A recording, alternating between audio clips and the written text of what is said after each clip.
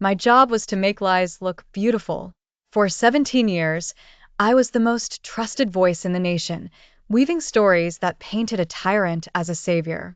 But the day I held my newborn daughter and saw the world she would inherit, I knew I had to become the most hated man in the country instead. My name is Karim.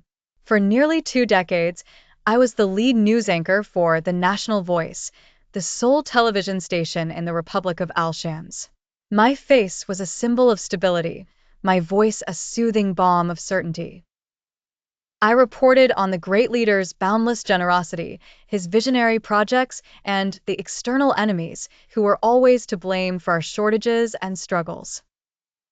I was a master architect of battle, falsehood. I took raw, chaotic truths and sanded them down, painted them in patriotic colors, and presented them as beautiful, palatable lies. I was so good at my job that I had almost convinced myself. The delusion shattered in a sterile hospital room.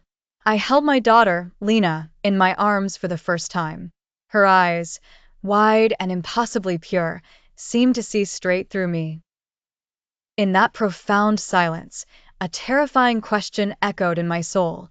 What will you tell her when she is old enough to ask what you did, Papa? Will you tell her you were a coward who sold the truth for a comfortable life? That night, I couldn't sleep. I went to my home office, a room filled with awards for my journalistic excellence, awards that felt like tombstones for my conscience. In a locked drawer, beneath a stack of old scripts, was a small, dusty Quran that had belonged to my mother. I hadn't opened it in years, too afraid of what its pages might reflect back at me. I opened it at random, and my eyes fell upon a verse from Surah Al-Isra, and say, "Truth has come, and falsehood has vanished. Indeed, falsehood is bound to perish." Quran 17 hours 81 minutes. The words did not feel like a gentle reminder, they felt like a verdict. A seismic shock ran through me. I had spent my life helping falsehood flourish, not vanish. I had been an active participant in the corruption of my society.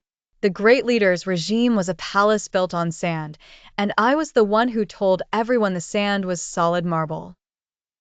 The next day at the studio, everything felt different. The grandiose set, the flattering lights, the script in my hand, it all felt like a grotesque theater of the absurd. I was supposed to report on the grand opening of the new Northern Hospital, a Potemkin village built for cameras, while the real hospitals in the city lacked basic medicines. As the camera's red light blinked on, I felt a nausea rise in my throat. I read the script, my voice steady out of sheer muscle memory, but inside, a war was raging. The turning point came a week later. A protest had erupted in a poor district over water shortages. The security forces had responded with brutal violence. The official report that landed on my desk called it a minor disturbance instigated by foreign agitators and listed 2 regrettable casualties.